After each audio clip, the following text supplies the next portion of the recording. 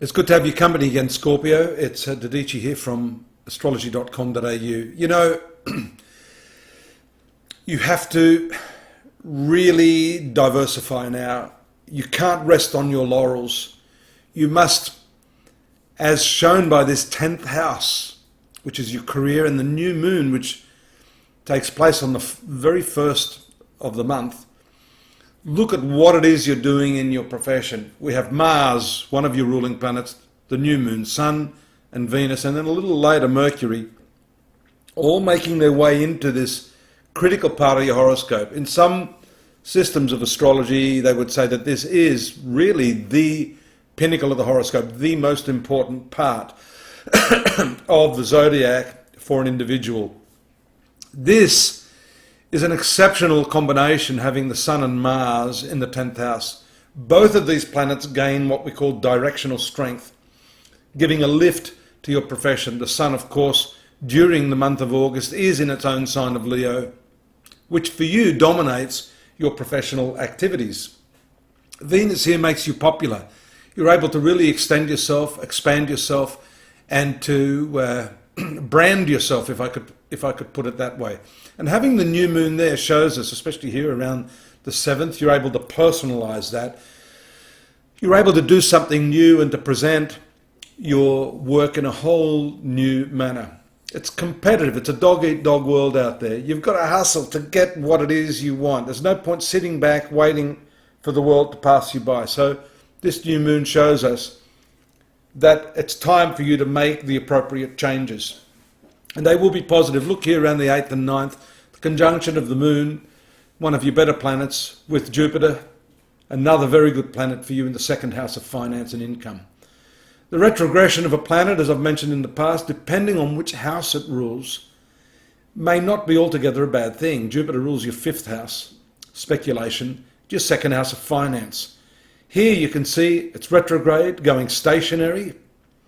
So here it goes direct. Whatever financial problems or plans that you had may finally start to get back on track. Here we go, around the 13th, it goes direct.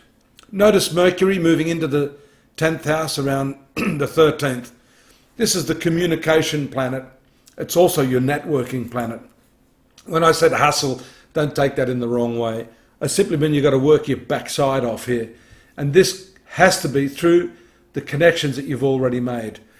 A lot of people are trying to make new connections, find new business, get a new position, when in fact, this planet here shows me that you probably already have the resources that you need at your disposal.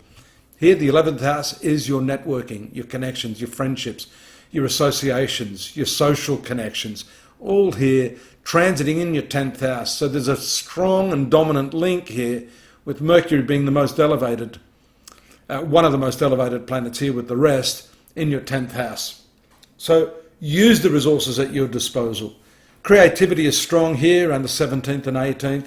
And then a more practical approach to these affairs by the transit of the moon in the 6th house. Incidentally, I overlooked the fact that around the 14th and 15th, you'll have that full moon occurring in your 4th house. That's got to do with your domestic affairs. Mars is the first planet, your co-ruler, moving into the 11th house here. So when I mentioned making that connection with your group of networkers, that's when this is likely to happen. 18th, 19th, 20th. Venus here is a much more sociable aspect. So there's a shift away from all the working, structured type of professional activities you do to this more sociable sort of connectivity here. You know, you often wonder why politicians do golf, because that's really when a lot of the business is done. So in the same manner, you should look at extending your methodology of doing work. And that could be through very social sorts of activities. Moon in the 8th house here on the 25th has to do with shared resources, finances, banking. You need to look at that. There could be some confusion there around the 25th, 26th, as it makes that square aspect to Neptune. And then this one's a bit of a tough one. If you're traveling around this time, there may be some issues involved here with the opposition to Saturn, Ketu, and Pluto while it moves in the 9th house. Legal issues are also covered by that, and also any sort of educational activities. The 10th house is back in the picture here, but less so because you've got this dominant theme of this cluster of planets, what we call a stellium, moving into this 11th house. You see here on the 30th, Mercury doing the same, and then the moon also. So 5 planets, plus you end up with 2 new moons this month. The first one was in your career sector, and the second one here on the 31st the 30th rather, taking you to the last day of the month here in this networking area, which again spotlights what I've said, that if it is the work and career that you're wanting to get off the ground again now, and you've got a renewed energy, vim and vigor for that, it's, I think, through this area, particularly in the second half of the month, where a lot more of that can take place, and in a much more comfortable and enjoyable fashion at that. So I hope to see you next month. Don't forget, in the meantime, take a look at the astrology.com.au readings I have there for you. They're outlined, and you can use them as an adjunct to this.